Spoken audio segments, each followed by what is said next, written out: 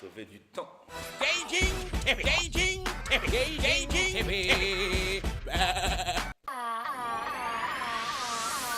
Me définir en 5 mots. C'est toujours compliqué. Quand? Là d'où je viens?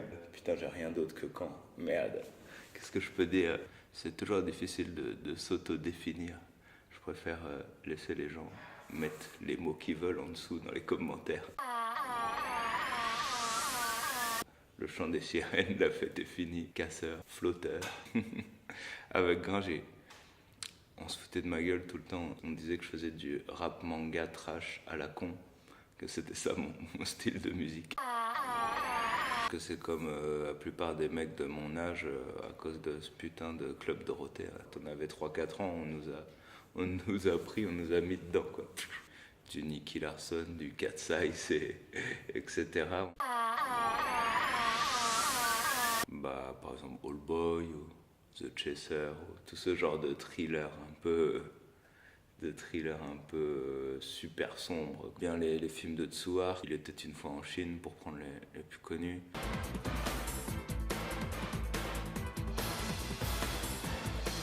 Je suis à fond dans Stephen Chow en ce moment. J'ai regardé The Mermaid il y a pas longtemps, c'est déjà bon.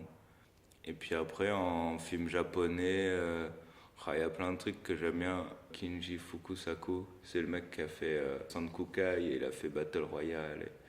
Et il a fait des films de Yakuza super cool qui s'appellent des trucs genre Combat sans honneur ni fierté. Si vous voulez voir un film de Takeshi Miike, c'est Fudo, mon préféré.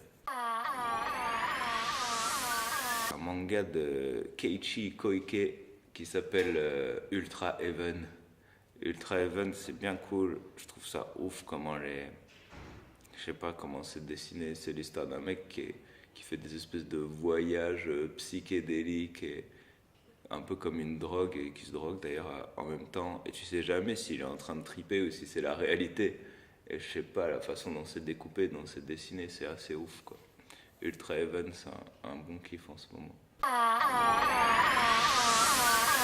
J'arrive chez Kazé au rendez-vous, ils me disent « Ouais, est-ce que tu connais One Punch Man ?» Je dis « Bah ouais, j'ai bien kiffé, c'est vraiment cool. » Et ils me disent « Bah voilà, on sort la version française et on aimerait bien te proposer de faire la voix de Saitama. » Et donc, c'est un truc de ouf parce que moi, c'était une sorte de rêve, quoi, de faire la voix d'un personnage. Je sais pas, ça représente trop de trucs pour moi. Après, mon premier réflexe, c'était de me dire « Ouais, doubleur, c'est vraiment un métier, ça va être dur, est-ce que je dois accepter ?» Et en fait, je me suis dit « Ouais, c'est une chance de ouf, j'ai pas envie de la laisser passer, je vais travailler. » Et puis voilà, quoi. Du coup, j'ai bossé. Ça m'a pris un peu plus de temps que si j'avais été un vrai doubleur, tu vois, mais c'était trop bien.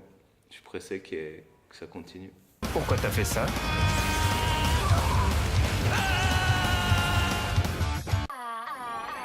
3 ans. Voilà comment j'ai fait. On commence par faire 100 pompes. Ensuite, on fait 100 abdos. Et ensuite, 100 squats.